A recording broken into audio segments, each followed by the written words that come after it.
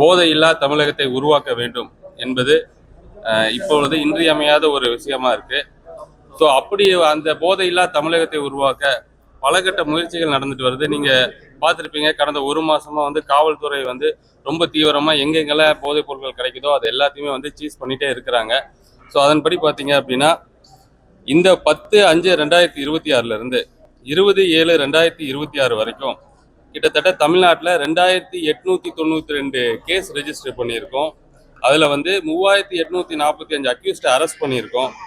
கஞ்சா மட்டும் 3579 kilo cheese பண்ணியிருக்கோம். Other drugs 27 kilo cheese பண்ணியிருக்கோம். டேப்லெட் 1,02,379 டேப்லெட்டை சீஸ் பண்ணியிருக்கோம். ஸோ இதில் பார்த்தீங்கன்னா அந்த அதர் நார்காட்டிக் ட்ரக்ஸில் பார்த்தீங்கன்னா ஹெராயின், மெத்தபெட்டமின், கொக்கைனு, MDMA, LSD, கஞ்சா சாக்லேட், இந்த மாதிரி பல பொருட்களை சீஸ் பண்ணியிருக்கோம். ஸோ அரசு எந்த விதத்துலையும் காம்ப்ரமைஸ் பண்ணாமல் நம்ம தமிழ்நாடு ஒரு போதையில்லா தமிழ்நாடாக உருவாகணும்.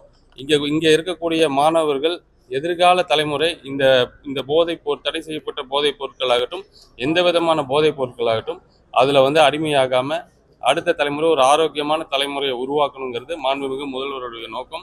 அதன்படி இன்னைக்கு கோயம்புத்தூர்ல போதையில்லா கோவை திட்டத்தின் கீழே இன்னைக்கு 2ஆம் ஒரு ரிவ்யூ நடந்துச்சு. வெற்றிகரமாக கோயம்புத்தூர்ல கடந்த ஒரு மாதமா பல இடங்கள்ல போதைப் பொருட்களை சிறப்பாக தீவிரமாக பணியாற்றி காவல்துறை சீஸ் பண்ணியிருக்காங்க. நிறைய பேர் அரெஸ்ட் பண்ணியிருக்காங்க. பல செய்திகள், ஊடகங்கள் செய்திகள் வாயிலாக நம்ம பார்த்துருக்கோம். ஸோ மீண்டும் தொடர்ந்து இந்த போதைப் பொருட்களை ஒழிக்கிறதுல அரசு உறுதியா இருக்குங்கிறத தெரிவிச்சு. ஆட்சியில 10 ரூபா பார்ட்டி ஃபண்டா போகுது, பார்ட்டிக்கு போகுது, எல்லாத்துக்கும் போகுதுன்னு சொல்லி குற்றச்சாட்டு பண்ணி வச்சீங்க. இப்போ 10 ரூபா வாங்கிட்டு இருக்காங்க, இப்போ யாருக்கு போகுது? அது பல இடங்கள்ல குறைஞ்சிருச்சு. அது உங்களோட சில செய்தி ஊடகங்கள்ல கூட இப்போ 5 ரூபா ஆயிடுச்சு, சில இடத்துல 3 ரூபா தான் வாங்குறாங்கிற செய்திகள்ல கூட வந்துட்டு இருக்குது. இது நோக்கம் என்னன்னா அதை முழுசா ஒழிக்கணுங்கிற நோக்கத்துல தான் இப்போ வரைக்கும் அரசு இயங்கிட்டு இருக்குது. இல்லைன்னா இதை பத்தி பேசியிருக்க வேண்டிய அவசியமே இல்லை. ஏன் இதை பத்தி பேசணும்னா இப்படி நடந்துட்டு இருக்கிறத தடுக்கணும், குறைக்கணும் அப்படிங்கறதுக்காக தான் அரசு இப்படி ஒரு முயற்சியை தீவிரமா எடுத்துட்டு இருக்குது. நீங்க இன்னொரு 3-4 நாள் அல்லது 27ஆம் தேதிக்கு பிறகு இந்த பிரச்சனைகளை தீர்க்கறதுக்கு இன்னொரு நடவடிக்கை எடுக்க போறோம். பாருங்க, போதைப் பொருள் தான். ஆனா ஒவ்வொரு பணம் அதிகமா வச்சிருக்கோம், நைட்டு 12 மணி வரைக்கும் குடிக்கலாம், பணம் குறைவா இருக்கா 10 மணி வரைக்கும் தான் குடிக்க முடியும் அப்படின்னா அந்த பாகுபாடு இருக்குல்ல. முதல்ல அதை குறைக்கிறதுல என்ன பிரச்சனை? என்னன்னா 11 to 11 மணி வரைக்கும் வச்சிருக்காங்க. ஸ்டார் ஹோட்டல்ல 12 மணி வரைக்கும் குடிக்கிறாங்க.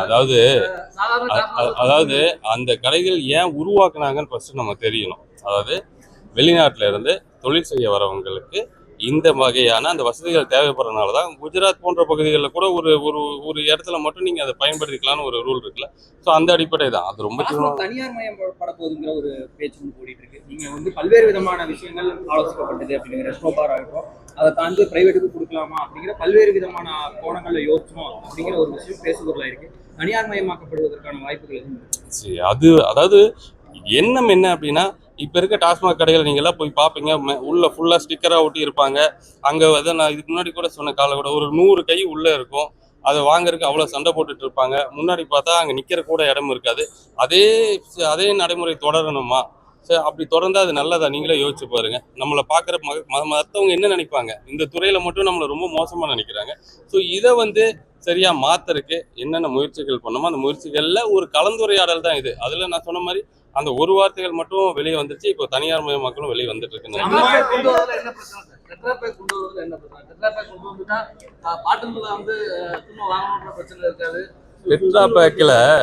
டெட்ரா பேக் கடந்த முறை கொண்டு வர முயற்சி பண்ணும்போது ஒரு பெரிய ஒரு விமர்சனம் வந்துச்சு. என்னன்னா அந்த பேக் கவர்ச்சியா ஃப்ரூட்டி பாக்ஸ் மாதிரி ஒரு கவர்ந்து இருக்கக்கூடிய ஒரு நோக்கத்துல இருக்கு. அது குழந்தைகள் பார்க்கும்போது அது மேல ஒரு ஆர்வம் வரும் அப்படிங்கிற நோக்கம் தான். பட் அதுக்கு மாற்று வழியை கண்டுபிடிச்சிட்டு இருக்கோம். அமைச்சர்கள் எம்எல்ஏக்கள் பெயரை பயன்படுத்தி டிக்கெட்டுகள் அதிக விலைக்கு விற்றால் நடவடிக்கை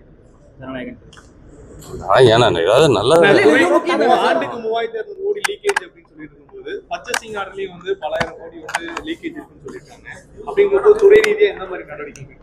நீங்க அதான் இப்போ பாத்தீங்கன்னா இந்த இண்டென்ட் எல்லாமே எல்லாருக்கும் சரிசமமா கொடுக்கறதுக்காக அந்த திட்டத்தை கையில் எடுத்திருக்கோம். அரசோட நோக்கம் அந்த 2 பேர் 3 பேர்கிட்ட மட்டும் இந்த மொத்த துறையும் இருக்கணுங்கிறது இல்லை. இது வந்து பரவலாக்கப்படணும். ஜனநாயக ஆட்சி நடக்கும்போது எல்லாமே ஜனநாயக முறையில் பகிர்ந்தளிக்கப்படணுங்கிற நோக்கத்தில் வெள்ளலூர் பேருந்து நிலையம் வெள்ளலூர் பேருந்து நிலையம் குப்பை கிடங்கு என்னன்னு வெள்ளலூர் பேருந்து நிலையம் சீக்கிரம் முடிஞ்சிச்சு. அது நடைமுறைக்கு வரப்போகுது. அதே மாதிரி குப்பை கிடங்கும் வந்து அடுத்த வருஷத்துக்குள்ள அந்த பார்க்க போறீங்க.